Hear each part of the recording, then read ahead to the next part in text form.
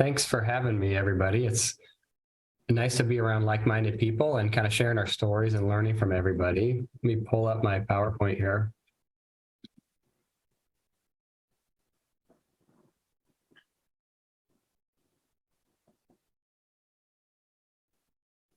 So when initially was approached to talk, I was excited to share my story, but then also thought I don't want to be redundant and repeat what has been repeated before, because I know a lot of this has been talked about by people more expert than me in the field of pain neuroscience and its application. But at that time, there had been a question I had been kind of pondering myself about why this practice hasn't been accepted as widely into healthcare. This knowledge about pain science isn't brand new, and I hadn't seen that it had really changed healthcare practice. So I, in thinking about my story, thought about how this information had been presented to me in ways that were helpful and ways that weren't helpful, and how I think as healthcare providers, we could message this to other healthcare providers. And I think from a patient standpoint, this is very applicable too, because patients that have come to understand pain in a more complex and nuanced way, I think can become excited and passionate and very knowledgeable about it. And sometimes I think we try to pass that information along to other providers, friends, family, things like that in a way that isn't subtle, and in a way can be such a drastic shift to their understanding that it almost causes them to recoil in the other direction. At the time of this too, I had a doctoral student who was working with me, and she was very surprised at how I practiced, because it was vastly different than anything she'd ever seen or anything that they had learned in PT school. And, you know, we had one moment early on in the experience where I kind of sat down and I just dumped pain neuroscience on her. And I think she left the room with her head kind of spinning, thinking, this guy's kind of crazy. This is kind of nonsense. And this is nothing that I learned in school. And so from that, I kind of had to step back myself, you know, and had been almost evangelizing this to her, because I feel like, you know, we've had this awakening and needed to approach it with a little bit more subtlety. And so anyway, in coming up with this, I didn't want to be too redundant and just repeat some of the concepts that had been repeated before, but I think this may be helpful in thinking about how we can change beliefs of providers and how we can ultimately have providers speaking to patients about pain in a different and hopefully a little bit more helpful way. A little bit about me. I grew up on the Oregon coast in Bandon. I went to Oregon State University for my undergraduate and studied exercise physiology. I'd always been interested in healthcare and wanted to be somewhere in the medical field. Unlike a lot of people that end up in physical therapy, I've actually never been a patient of a physical therapy clinic in my life, but I was always fascinated by anatomy and biomechanics and the capacity of the body to heal itself. And so I was pretty naturally drawn to the profession. I did do some observation in my high school education in a physical therapy clinic, and I really appreciated the length of the sessions that therapists had working with patients, and that seemed a bit unique in healthcare. And so that was another thing that kind of drew me to that profession. So throughout my undergraduate education, I had the goal of becoming a physical therapist and going to a graduate program. I ultimately decided to go to school at Eastern Washington University. I liked a lot of things about the program. I, at the time, was highly interested in orthopedics, and they had a pretty strong orthopedic background in their teaching, and they had some clinicians that were pretty well versed in manual therapy, which was something I was really interested in at the time as well. So that played a role in why I ended up there. And now, as Rolly mentioned, I work at an outpatient orthopedic clinic within Samaritan called Rebound Physical Therapy in North Albany. Going through my story, a couple of days ago spoke with Rolly when we were kind of getting this all set up. I don't know that I had ever rewinded in time enough myself to truly appreciate what I thought pain was. And so in the last couple of days, I had gone back and edited these slides a little bit and kind of tried to break it down to when I was a kid, before any formal education in biology and anatomy and physiology, what did I think pain was? And at that time, I truly, I don't know that I had ever thought about pain. Pain just seemed to be part of the human condition, right? As a kid, you fall down and you bleed and it hurts. So pain was just pain. But if I had to think about it, I at that time would have thought that pain was something that lived in our tissues, right? That it was a quality of our body. I don't think that I had probably a recognition of the influence of the nervous system in any capacity. If you banged your knee, the knee hurt because pain lived in your knee. So it was kind of interesting to go back and think about that understanding of pain prior to having any sort of education about the anatomy, biomechanics, neurology, all of that stuff. So ultimately, I went to undergraduate at Oregon State University. So that's when I was kind of introduced to human anatomy and physiology. I started to develop a bit of an understanding about the peripheral nervous system and the central nervous system and how we had different sensory receptors that transmitted signals. Though I don't recall at any point in my undergraduate training, even though I was specifically in a kind of pre-physical therapy tract, I don't know that we ever talked about pain specifically, aside from maybe noting the differences between different sensory receptors in our body. And we certainly talked about nociceptors, which to me were pain receptors. But beyond that, I don't think that we really specifically talked a whole lot about pain. So I would say in my undergraduate education, I still had an understanding that pain was kind of a one-way signal, but that the nervous system did play kind of a role in that. My physical therapy school was largely kind of trained under a biomedical model. So again, at that time, similar to undergrad, I had a understanding throughout my education that pain was something that was arising from an injured or a damaged tissue. Again, we talked a lot about a nociceptive fiber, or what we would call pain receptors at the time. Through a modalities class, we were introduced to the gate theory of pain, which is a understanding of pain that's quite ancient at this point, but still has a fairly firm grasp, I think, in how we train medical professionals, particularly within physical therapy. Essentially, the gate theory of pain and pain management is that we have these kind of small diameter nociceptive pain fibers that send a signal up to our spinal cord. A way that we can block pain, or essentially shut the gate, is to heavily activate these larger myelinated, large diameter fibers that are sensory receptors. And so that was kind of the baseline understanding of how we talked about pain and pain management. If we can adequately stimulate these large fiber sensory receptors, then essentially we can partially shut a gate to the pain receptors at the level of the spinal cord and block that signal from being transmitted up to the brain.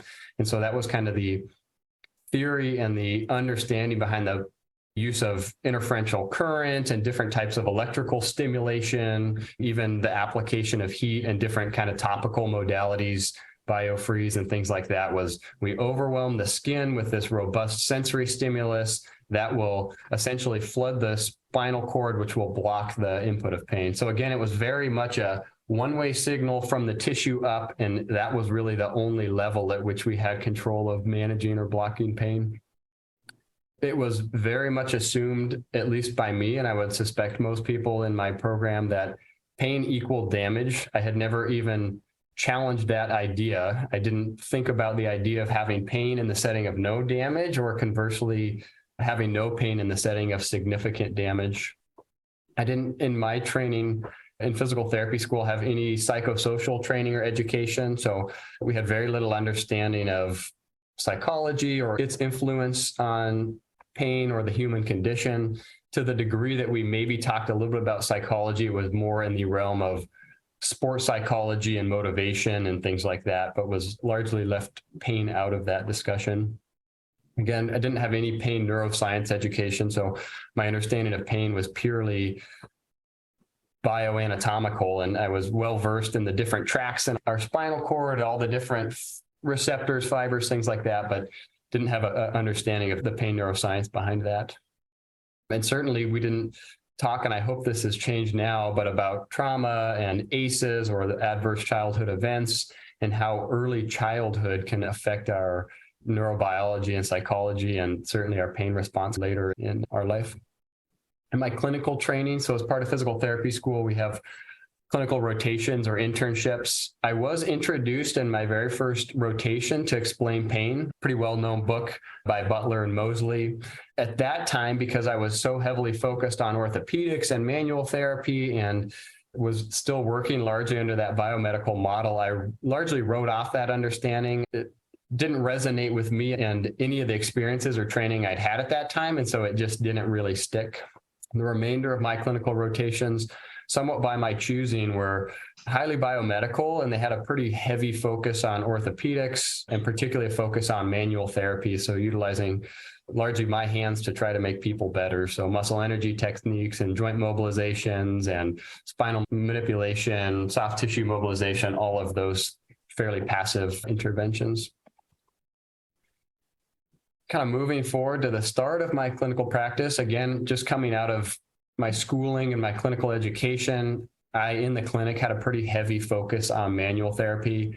I kind of at the time thought that I had magic hands that could fix anyone with the perfect manipulation or just the right amount of pressure on a trigger point. I certainly still had that understanding that pain was something that was arising from the tissue level. And so my applications at that time were derived solely at the tissue level, whether that be exercise, manual interventions, et cetera.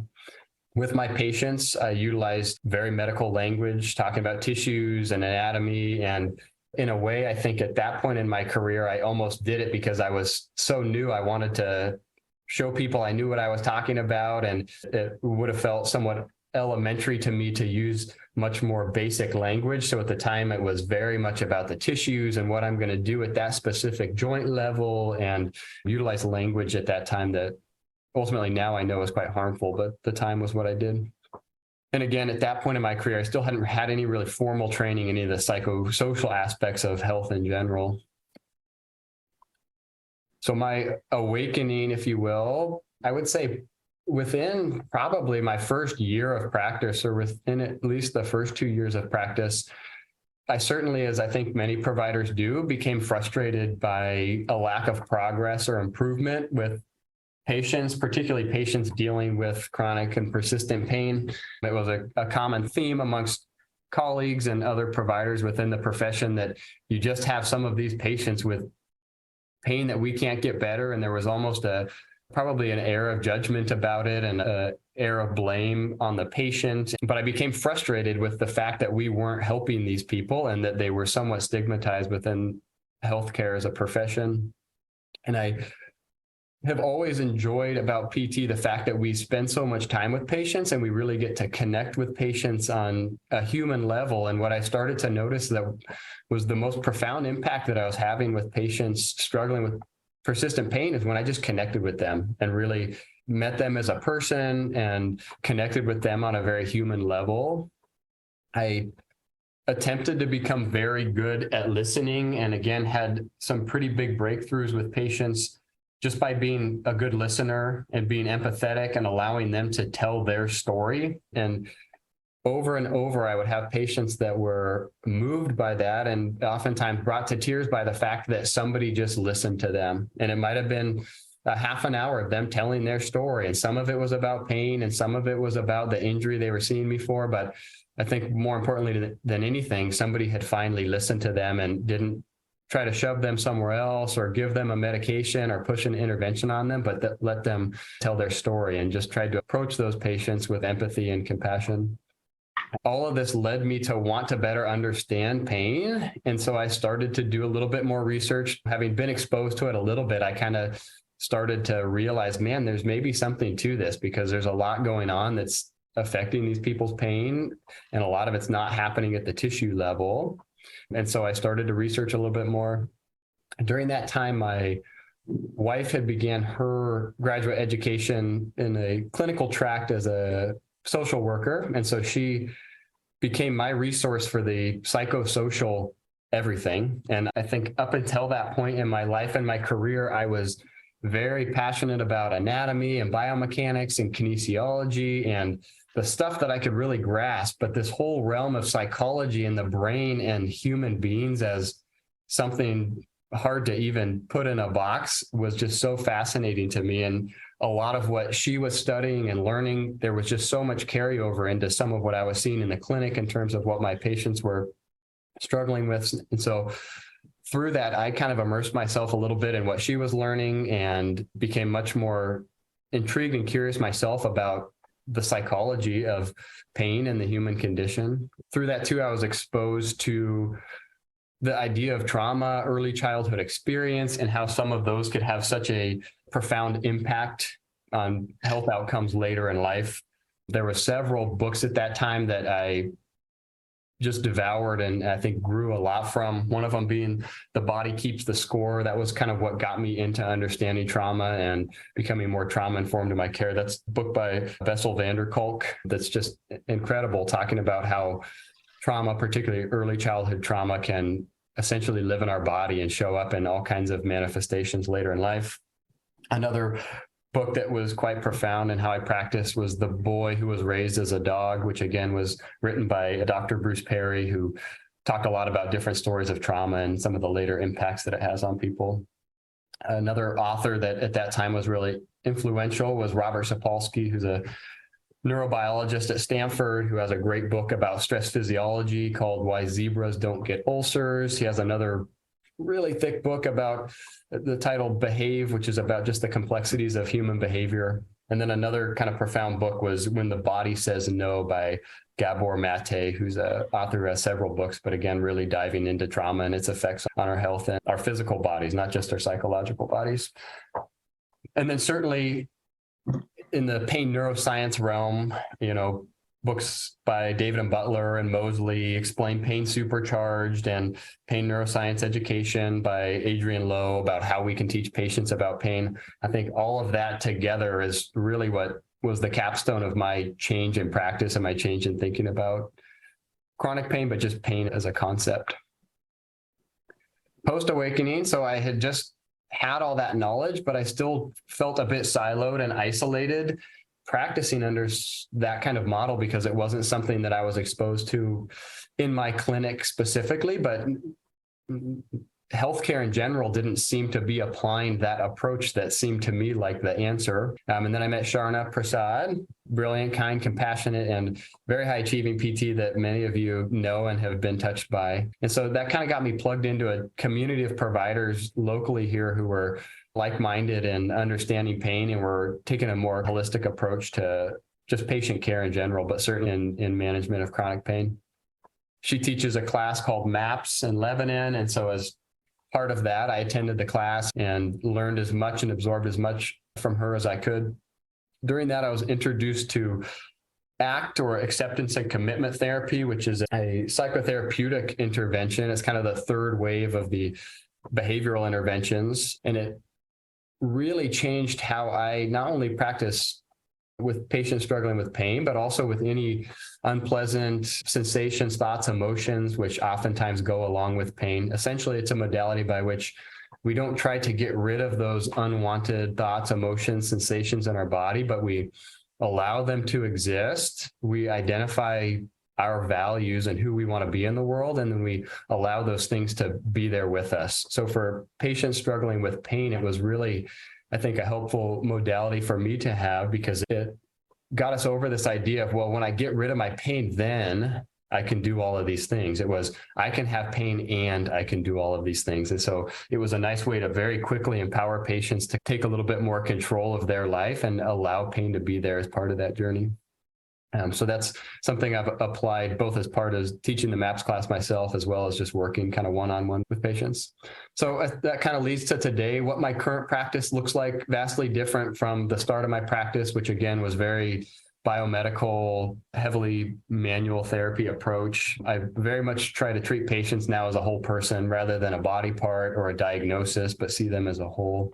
I've attempted to become much more psychologically informed and trauma informed in how I care for my patients.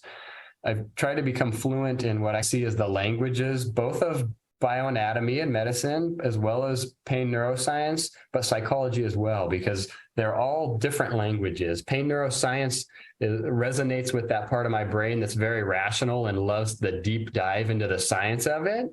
But human brains and psychology is just a different language than that. And so I think it was important to me to not get too hung up purely on that, because that can, just like talking about different tissues, we can become so wrapped up in the nuances of pain neuroscience that I think we lose a little bit of that human element with that as well. So I tried to become as fluent as I could in the language of psychology. I've shifted, certainly. The majority of my interventions now are active rather than passive. So the majority of what I do is either exercise-based or functional movement-based.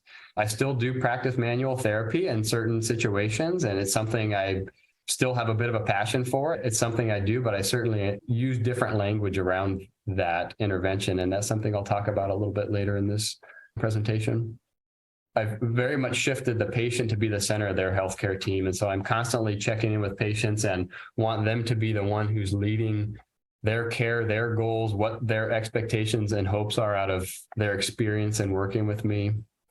And then again, in all of my interventions, I've changed my language significantly to be less biomedical in treating all pain, whether it's acute pain, chronic pain, post-surgical pain, as being a kind of complex biopsychosocial phenomenon rather than speaking specifically to the tissue. Again, we'll talk about this a teeny bit further down the slides here, but I think we need to be utilizing these interventions and this language with all patients, because we as healthcare providers often create chronic pain patients by the language that we use. And so I think this doesn't only apply to working with people who've struggled with pain for years or decades, but if we can talk about pain in this language for somebody who just twisted their ankle yesterday, I think it's going to start to change their understanding and hopefully prevent people from developing chronic pain.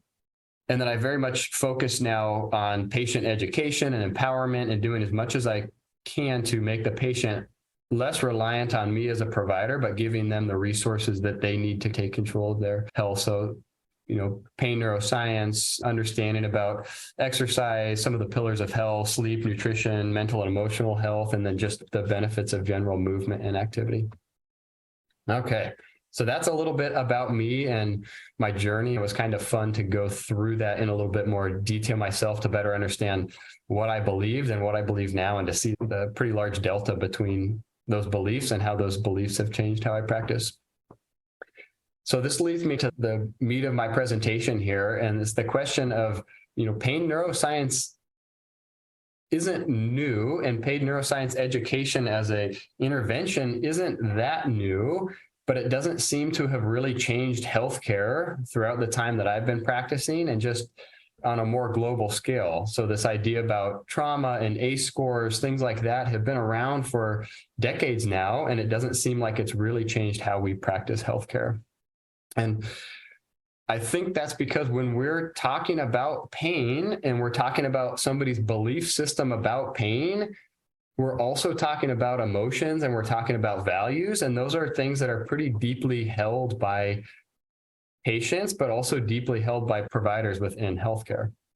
So this brought me to the topic of how do we integrate this information into clinical practice? Again, this is a pretty drastic paradigm shift from the traditional biomedical model under which most clinicians, whether that be physical therapists or physicians or anybody within healthcare, were educated. So I think the majority of people's education was probably similar to mine in a very biomedical model.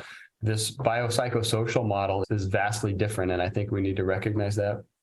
And knowing that, I think that we need to, with providers, introduce some of these concepts slowly and cautiously, because again, we're challenging the foundation of not only their just intuition about what pain is, but essentially their entirety of their training, which could be, decades of their life spent learning about this, and coming in with such a drastically different understanding, I think can be quite challenging to hear. I think that we do a better job of doing this with patients, right? If we have a patient who comes in with struggling with chronic pain, we don't dump a whole book's worth of pain neuroscience on them in that first session. We just kind of start to introduce topics, right? We ask questions, we're curious. I think we're really good at doing that with patients, but I don't think we often afford that same grace and understanding when we're talking to our colleagues. And thinking about that, I kind of recognize, I think it's probably easier to teach and introduce these topics to patients because they don't have a biomedical model to fall back on, right? They have their life experience, they have their interactions with different providers, but they don't have a vastly different biomedical model that they were trained under. So it's almost harder, I think, to introduce these topics to people that have been educated in that in the past. In doing that, I started to look a little bit more into how we change beliefs in general. And this isn't specifically to someone's beliefs about pain, but this could be beliefs about anything that somebody kind of holds close to heart. And through doing that, there was 4 really big things that jumped out that were common amongst all of the behavior change research that I looked at. One was that we need to listen, and rather than constantly try to educate and preach about this, just listening to our colleagues, listening to our patients, and trying to better understand their views, understand the reasons behind the belief systems that they have, and really approach that with curiosity. It's important also, I think, as we're trying to change beliefs of providers, to come to a conclusion on some of our shared values, right? Providers are doing the interventions they're doing because they want to make patients better. I think we all have that shared common value. And so I think connecting on that shared value of how do we help patients get better? How do we help patients who are struggling, and leaning into that shared value can be really important. Again, evidence and logic are important, but beliefs are often motivated by our emotions. And so I think it can be really helpful in talking with colleagues and trying to change how we practice in healthcare to use stories and to use anecdotes and examples that you've had, because those play a little bit more on our emotions. And like we talked about earlier, our beliefs are heavily tied with our values and our emotions. And then this is possibly the most important thing from what I've seen and heard from my colleagues. We don't want to force it. We want to respect people's boundaries and don't push too hard too fast, because I think often in doing that, people kind of recoil in the other direction. In doing this, I've spoken to several of my colleagues who I know have been to classes, who've taken courses on chronic pain, and it hasn't really changed how they practice. I asked them why, and they felt kind of across the board like 2 things. One, that they were being told that everything that they learned and knew was totally wrong, and that they were essentially being asked to completely change how they practice overnight, and that I think information was just too much to take in too fast. And so I think they all kind of shared the sentiment of it would be nice if this were just presented in a way that felt less forceful. Again, in doing a little bit of research into behavior change, there was this common theme of what's called cognitive dissonance. So I think about this as we're just planting seeds, right? We approach them with curiosity, we ask questions, we're respectful of their beliefs, and then we tell some stories. We talk a little bit about the complicated nature of pain, and we kind of plant those seeds, and that leads to what's called cognitive dissonance, which is essentially a mental discomfort or tension that people feel when you hold 2 or more conflicting beliefs or values. So they have their old belief system, we carefully present a different belief system, and that causes a little bit of mental tension and discomfort. And then the hopeful outcome of that is that they have some sort of cognitive restructuring. By reevaluating their beliefs, they start to adjust them to align with some of the new information and some of the new experiences. That is kind of an internal process, and it often involves seeking out new information and considering alternative perspectives and reflecting on the reasons for their prior beliefs and updating their current beliefs. So thinking about PT specifically, again, talking to some of my colleagues about why hasn't your practice changed, even though you know about pain and you know about pain neuroscience. 2 big things stood out. One of them was that clinicians become defensive of their skills and their training, and our ego kind of gets in the way, right? It doesn't feel good to go to a class or go to a conference or interact with somebody where they say, hey, everything that you know, everything you learned in school is wrong. The foundation of the entirety of your training is built on faulty ground. This is the truth. This is the gospel. This is what you need to do. People just recoil away, largely because I think the ego kind of gets in the way a little bit. And then the other one, I think that's particularly in an orthopedic setting that I think clinicians struggle with, that I've encountered, is that oftentimes pain neuroscience education is seen very much as an educational approach and very much a hands-off approach, which is quite different from the traditional framework of PT, where we're doing manual interventions, we're prescribing exercise, and we're using our hands to move people through exercise. This idea of talking and being instructors to patients, I think, is something that therapists in particular struggle with. So again, in thinking about this kind of solution is that I think we need to be better at empowering practitioners to integrate pain neuroscience education into their current mental framework and their current interventions, right? We don't need to tell them everything they're doing is wrong and that you need to practice just like this. We need to say, hey, you're doing really good things, but can we integrate some of this information into what you're already doing? So it doesn't have to be this or that. It can be kind of a both and situation. Again, I think the most important thing, and in talking to my colleagues, I think the most important way that we can start to integrate pain neuroscience into our intervention is just to recognize the power of our words.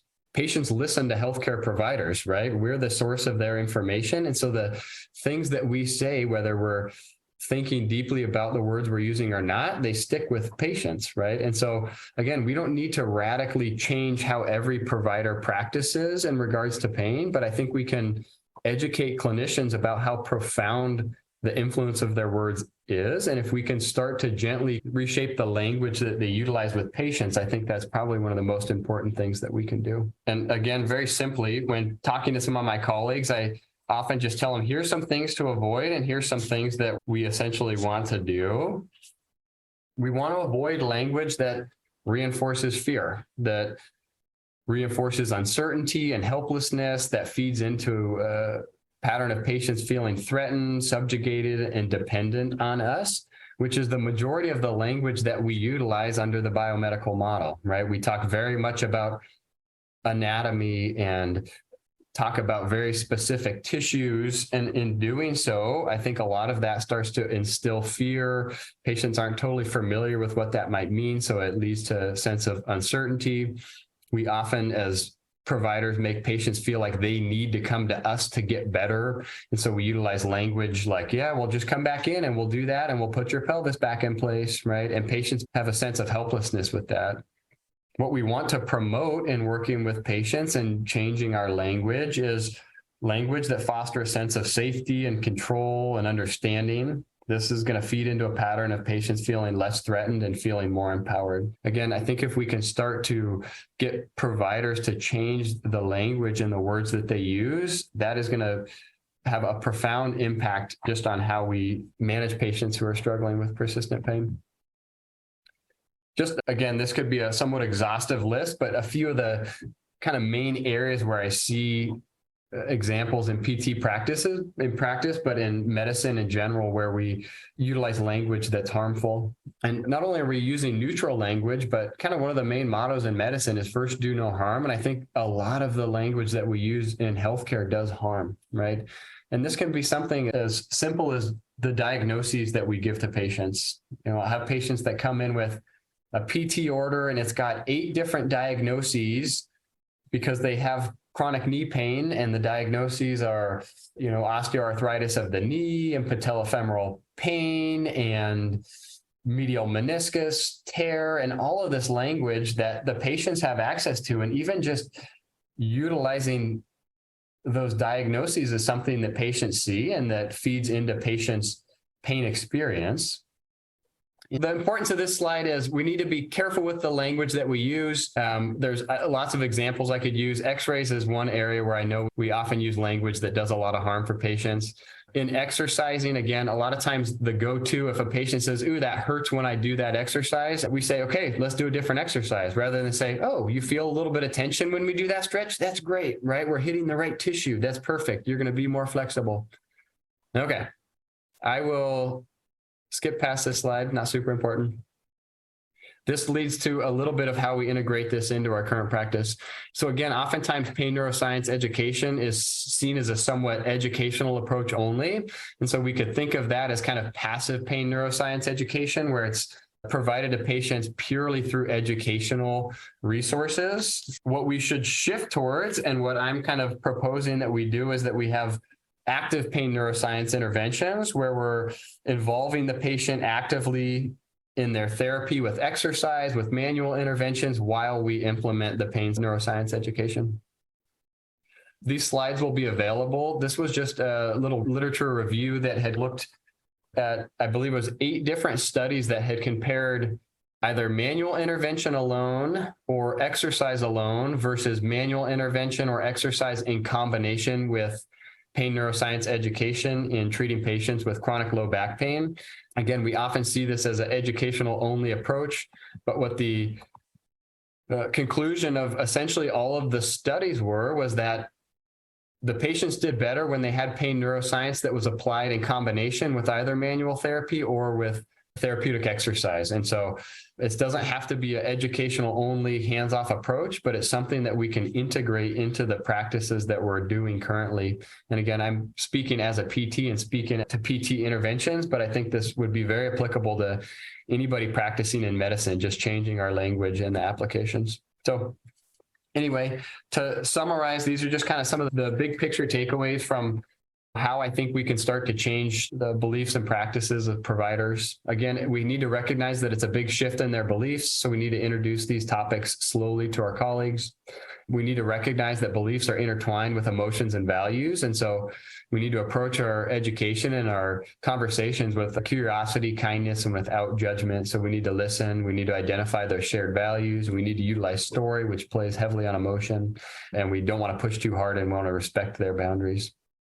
Again, we want to introduce these slowly and just create that sense of cognitive dissonance, which allows those providers to do the internal process of cognitive restructuring and changing their beliefs. Again, we want to respect their professions, their training, and their interventions, so we're not triggering their ego and the associated defensiveness that kind of comes along with it. And then again, I think the takeaway from what my research led to and what I'm trying to implement with my own colleagues is that we want to try to educate providers to implement this into their current practice model rather than drastically shift the way that they're practicing.